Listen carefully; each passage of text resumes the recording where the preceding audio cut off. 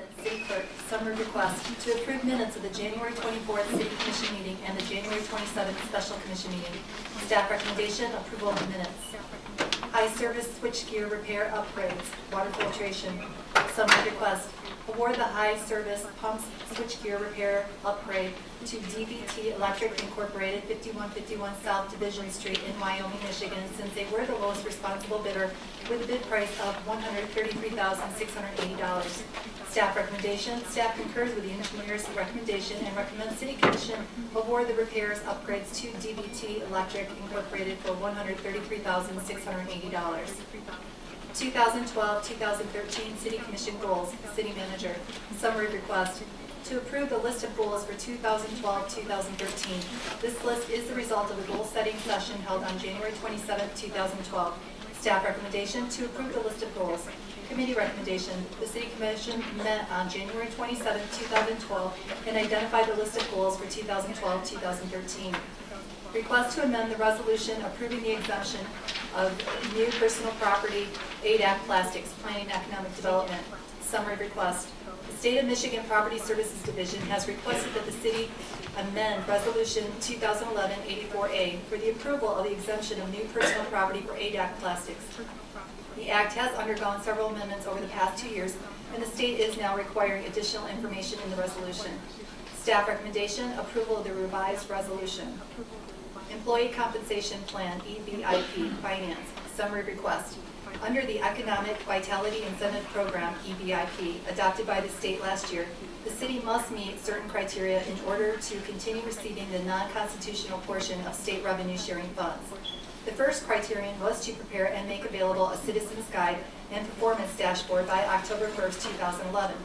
The second criterion was to certify to the Michigan Department of Treasury that by January 1st, 2012, we have produced and made readily available to the public a plan with one or more proposals to increase its existing level of cooperation, collaboration, and consolidation, either within the jurisdiction or with other jurisdictions.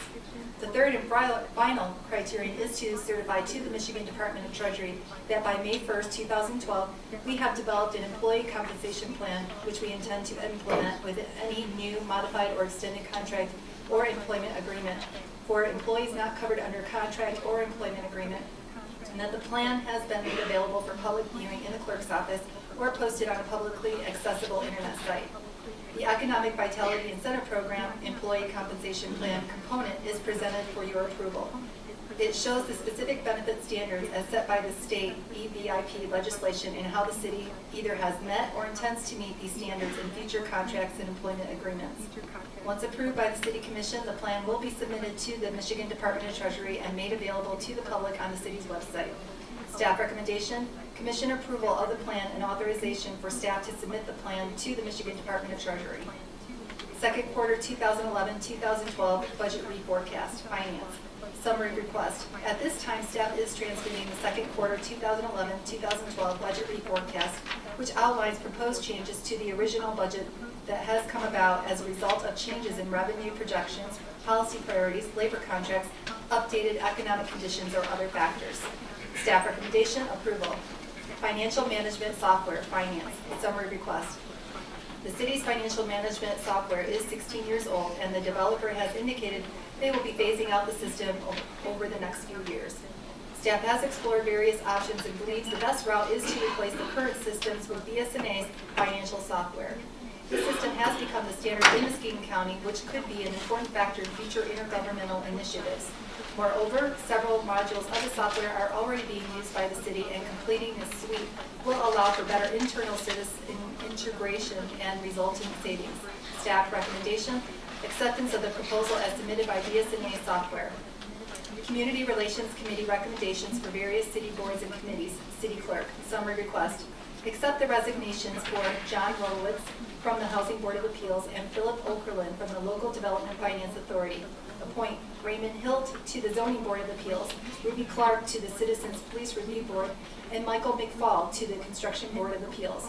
Remove the Board of Canvassers from the Community Relations Index. Staff recommendation, approval. Thank you. Commissioners, you have heard the consent agenda read. Are there any items you'd like to have in for further discussion? Commissioner Turner. One correction, I was given credit for making a motion on the pilot program, which was seconded by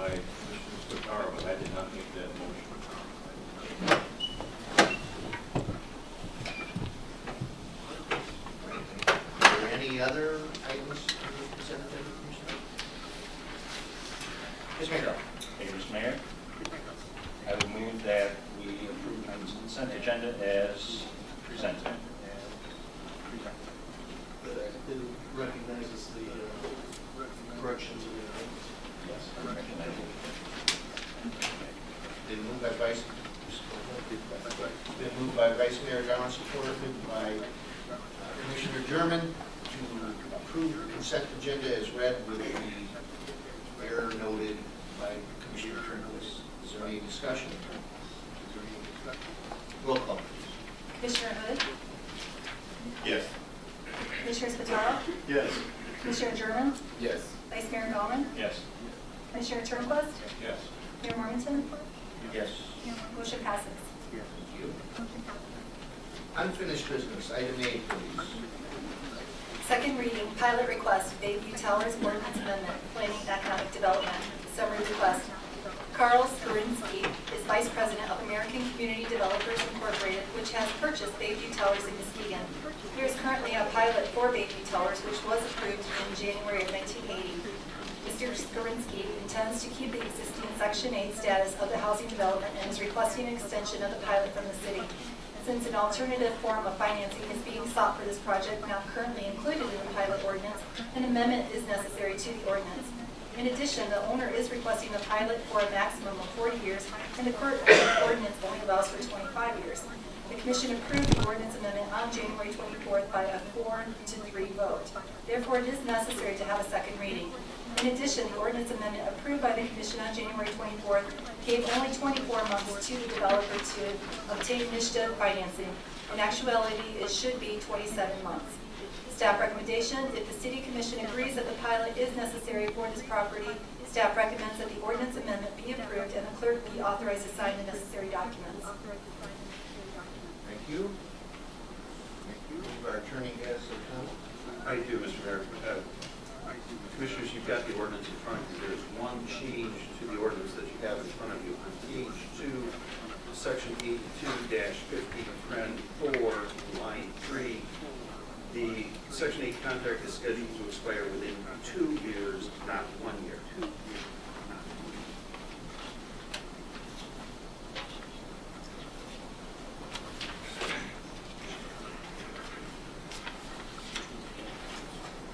Any questions, Commissioner Spataro? We have to have a motion, so. I have a question. We have two here on the pilot request. A, is that really deal with just the 40-year part of it, or the finances also? The 34,051. A is the ordinance, which provides the general parameters, and then B is the contract itself. That has the money mark. Correct. Thank you. Mr. Spataro. Thank you. I would move that we adopt the ordinance amendment with the correction described by the attorney. Support.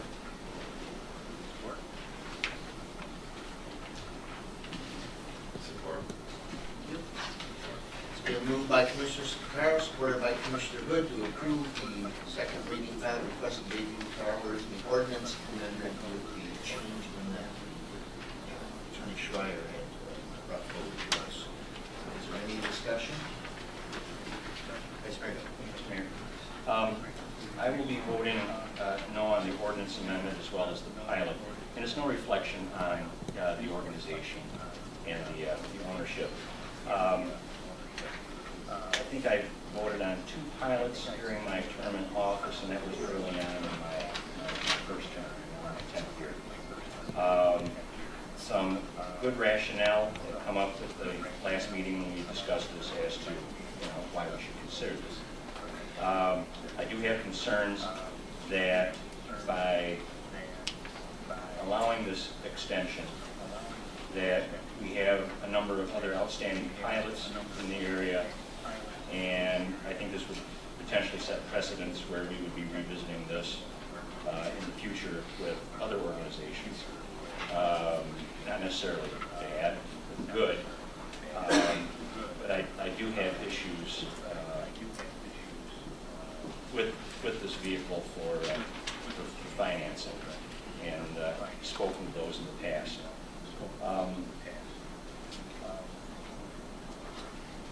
when these organizations come in, I think we have to be cognizant of the fact that they're not social service agencies, they're private enterprises.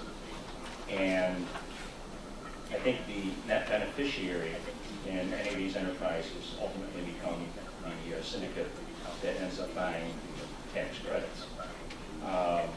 Regardless of whether or not the pilot's enforced or whatnot, the owner has an obligation to maintain his property and to maintain his obligations to the residents with or without the pilot. The argument here is that this would provide the type of financing and the funding to make those improvements to the property. I'm thinking long-term that we also have to be cognizant of what the effect these pilots have on the community as a whole. The city may not be as harmed financially in these type of enterprises. However, there are other agencies such as the school district, public library district, that also rely on the resources from taxes on property. And you know, if we keep on churning these pilots out, I'm just wondering who we potentially, harm in the long run. Those are just some of my concerns. Again, it's not a reflection on you as an organization, but the vehicle itself, the pilot. That's why I'll check that. Commissioner Spataro. Thank you. I agree with everything the Vice Mayor just said, with one caveat. And people who follow the City Commission know I'm no friend to pilots or how the HUD finances housing for people who have modest or low income. The difference here, and quite honestly, this is a cautionary moment for us, because when you're looking at a new project, oftentimes you're told, well, this is how this will work for the first few years, and then something else will happen. Almost never does a project finance this way get converted to anything that's market rate or commercial. Once it's on, it's almost always going to stay in this type of program. Which is why if this was a new request for a new project, I would be absolutely opposed to it. But this is not a new project. This is an existing project. And the Vice Mayor is quite correct. This project will move forward regardless of how we vote. However, if we vote to extend the pilot, and again, what's the motion before us is just to have the ordinance amended to allow for that, is several $million, over $6 million invested in this community, in that property, which will benefit the residents who already live in that building. They will have a better quality of life. During the construction phase, dozens, if not hundreds, of local construction workers will have employment. And that will benefit the economy of the city of Muskegon. So to me, given that this is an existing project, given that this is going to bring in several $1 million more to this community that we would not otherwise receive if we vote on it, and that building is going to stay the way it is regardless, it seems to me the thing to do then is to vote to improve the quality of life of the residents and to bring in those jobs and that money to help our local economy. So that's why I'm deviating from my normal course on these things, and we'll be supporting both amending the ordinance to give us the flexibility to make these choices, and for the next motion to extend the pilot.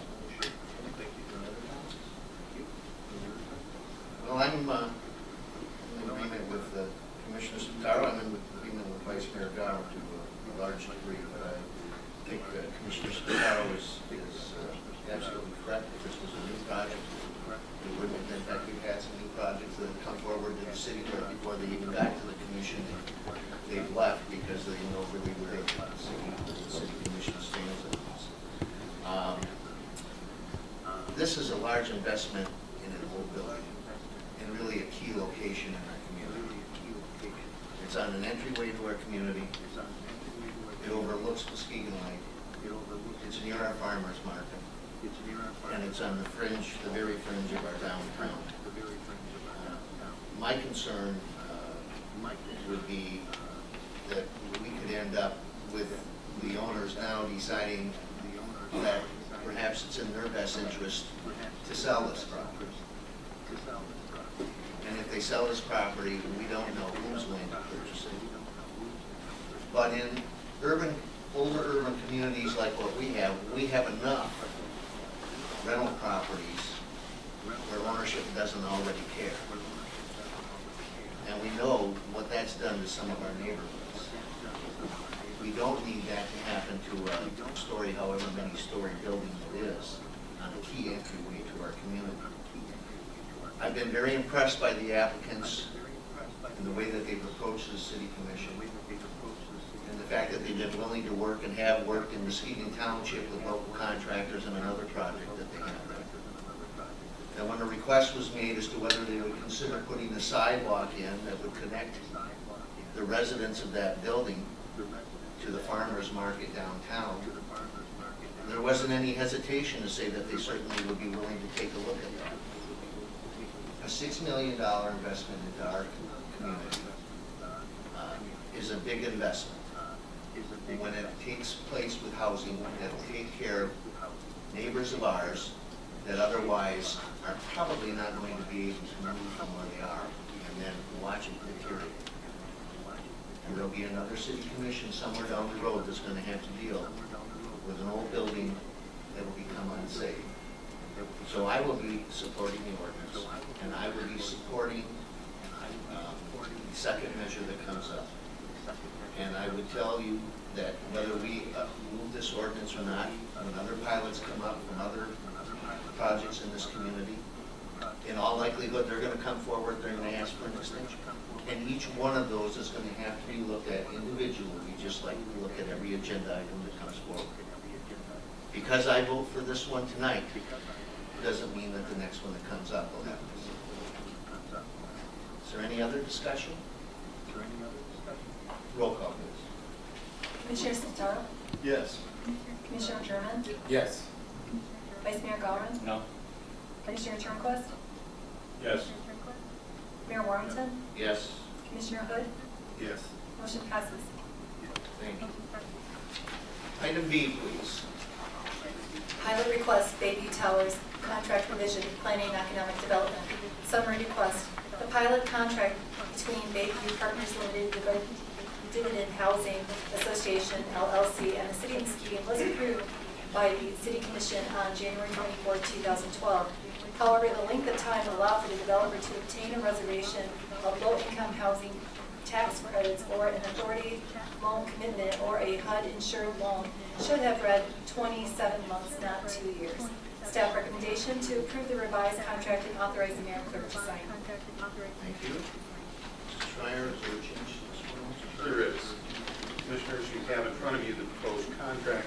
There is one change in the recitals, paragraph B, which presently indicates that the contract, which is scheduled to expire at the end of 2012, in fact, should be revised to read, which expired at the end of 2011. There was then a 2-year extension thereafter. That primarily, that change is a function of when this is coming before you and multiple times. Commissioner Spataro. Thank you, Your Honor. I would move that we approve the pilot request contract revision with the additional amendment as described by the city. It's been moved by Commissioner Spataro, supported by Commissioner German, to approve the pilot request for Bayview Towers contract revision of the amendment or extension by the attorney. Discussion. Commissioner German. Maybe I waited too long, but I think this was the part that we talked about the $34,000 in lieu of taxes and the $57,000 in city service charge. Is that appropriate for this part of the? Reading everything that material that I have, this is an agreement that was made in 1980, which is a lot of years ago. And I think the commission has expressed good faith and confidence in you people that you're going to go ahead with the program. There's an advantage for the 40-year HUD extension or HUD financing, which you told us about last meeting. But I just can't understand, 22 years later, why we're still at a fee of $34,000, which is 10% of the annual shelter fee, and the $57,000 in the city service charge. And I think in the compromise and partnership there, that I think that amount in the city service charge should be increased. And I'm suggesting $43,000 a year added on to that $57,000, which is a little less than $3,600 a month.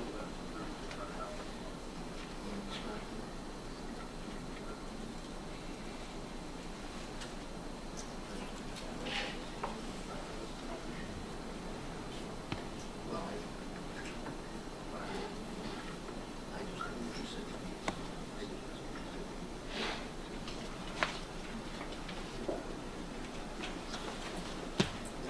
Yes. As I understand what has occurred over the years, and this was established in 1980, when the pilot was originally established, and it was based on not a finite dollar amount, but a percentage of sheltered rents and contract rents. The amount that you see before you is the dollar amounts that are currently based upon those percentages. So those actual dollar amounts change when the contract rents and the shelter rents change. And the contract that is being proposed before you today proposes that the methodology stays the same going forward. So hopefully that helps. No, I see the percentage on the annual shelter rent, and that can change with what the rent coming in. But the city service charges is a flat fee. I saw no formula or anything to how that can go up or go down. I take it that that's just established by the city. Please. And I need for you to give your name and address. Carl Sprinsky, the American Community Developers. Thank you for entertaining those requests this evening. The percentage that's being charged for the service charge is a percent on the total gross rent potential of the property. And in 2010, it was 1,960 times 3% represents the $56,000 amount. That amount will continue to rise as HUD determines rents increase. The $6 million improvements that we're going to make on this property, we're hoping and anticipating that rents will increase as a result of that. Rents basically are set by HUD, and your percentage of the service charge is a percent of the rents that increase on an annual basis, depending on what HUD does with the rent increases. There's an OCAP adjustment that they make annually, and I, without getting into the whole determination how HUD determines rents and makes that happen, those rents have been increased, and as a result, the city gets a percentage of an increase in rent. And I think that's happened historically and will continue to happen.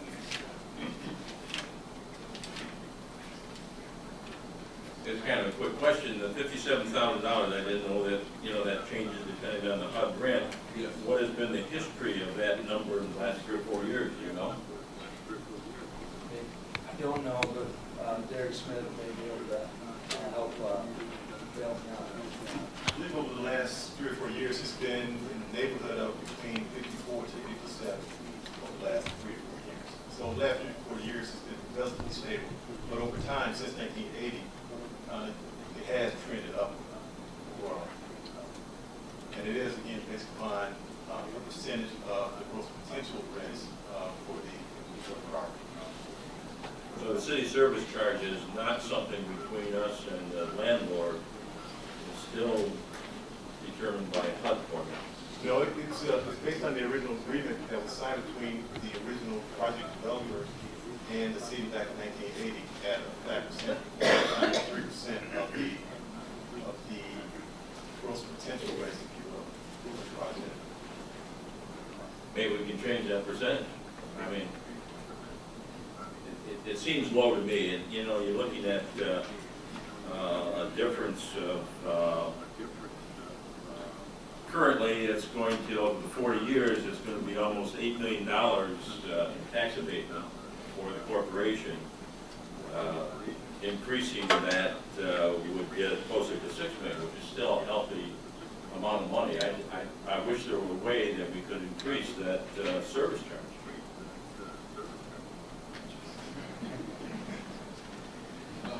That percentage, again, when we initially approached the city with regards to this arrangement, that we preserve that percentage based on the sliding scale of the growth potential rent increase that we're giving the city the advantage of that. The components of that amount are totally received by the city. There is no sharing of that particular revenue source. That should be received by the city. The services provided I understand. for that. Our arrangement, again, was to preserve that. If we were to increase that amount, there is a 1% increase in that from a 3 to 4%, which I think would benefit the city of about $20,000 annually, and would cost us $300,000 approximately in mortgage. Again, we're trying to keep the $6 million improvement that we are projecting to make to the housing authority in our application. This would impact sources for that. I think that we originally talked about a 25-year and a 40-year, and the difference of what we can do with regards to the improvement. Our intention is to put everything that we can into this community with regards to the improvements on it. We also anticipate that as a result of that, we would see an increase in rent, and the benefit would be to the city having a bigger pot, if you will, to take a percentage of.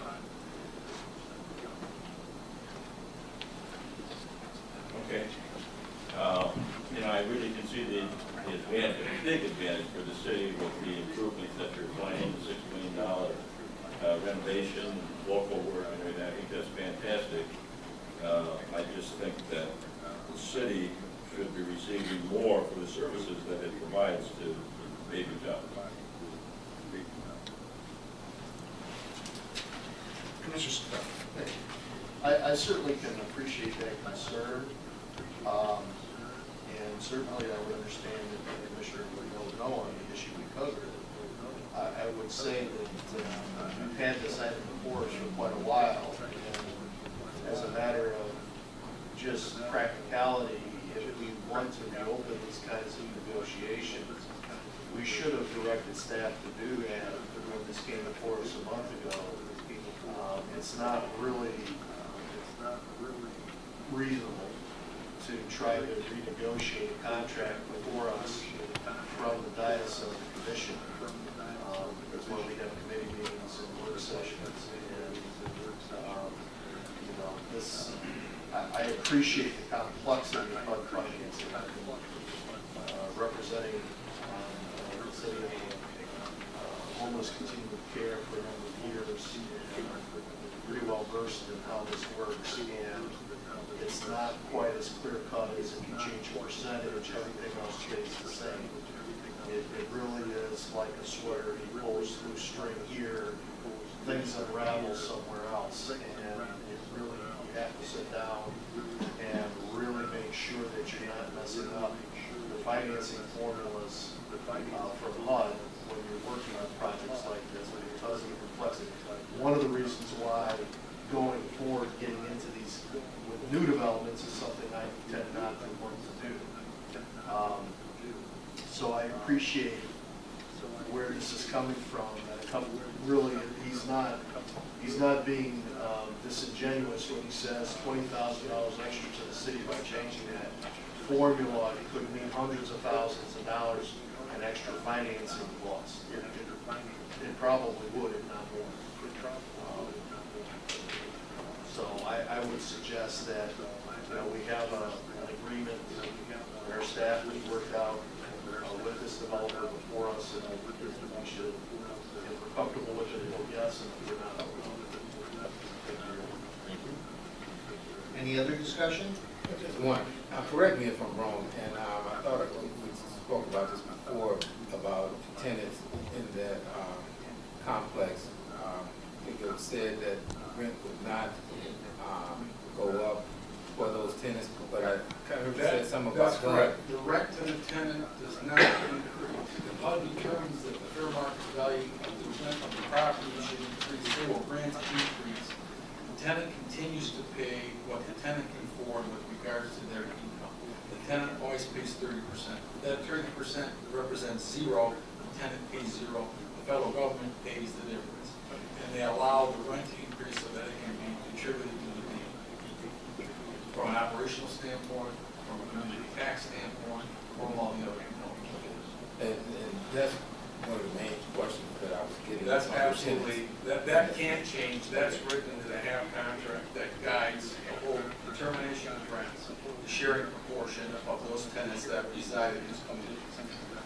That's law. tenants. Okay, thank you. Any other comments, questions? Roll call, please. Commissioner German, Yes. Vice Mayor Gowen, No. Commissioner Turnquist, No. Mayor Warmington, Yes. Commissioner Hood, Yes. Commissioner Spataro, Yes. motion passes. Thank you very much. Yes. Commissioners, any other business? Commissioner A couple items. One, I mean, I didn't want to pull it off the consent agenda, but I can't help but note that despite 5 years of pulling mid-street lights out of the city, that somehow our lighting bill has gone up to almost $800,000.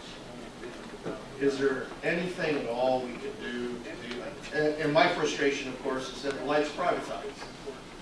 We don't own them, we don't control them. This is what happens with privatization run amok. And they do a terrible job. And I'm extremely frustrated. I see lights that are not functioning every time I'm driving at night. I see their bill going up and no service. And I'm wondering, you know, we've been working on this for a while. Is there anything we can do to get the owner of the streetlights to take care of their business for what we're paying? Is it a matter of maybe we start putting our payments in escrow to get their attention? Do we have to do what Highland Park is and say, we're just not going to pay anymore? But, I mean, this is crazy. We've got, I mean, and around City Hall. And I know people call in, I call in. I mean, I go to the Consumers Energy website and put in the address.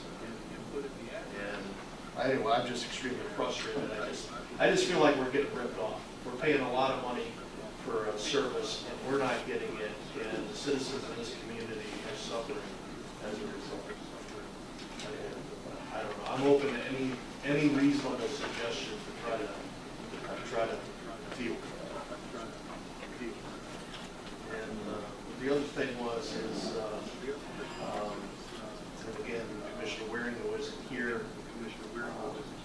Based on the presentation we got regarding the future use of Fisherman's Landing, I think we owe it to the business and the community to take our up or down vote as soon as possible to say, are we interested in pursuing this or not? We don't have staff to spend time on this, and if we're not interested, I think we need to say so collectively, and the only way this body can, which is as a vote of the commission.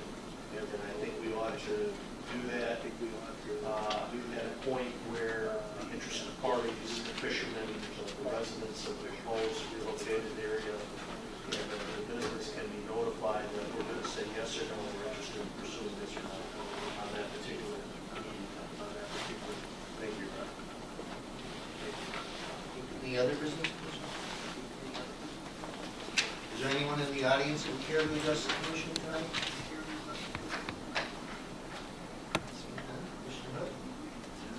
If there's nothing else, I'll move to adjourn. If there's nothing else, All in favor, say aye.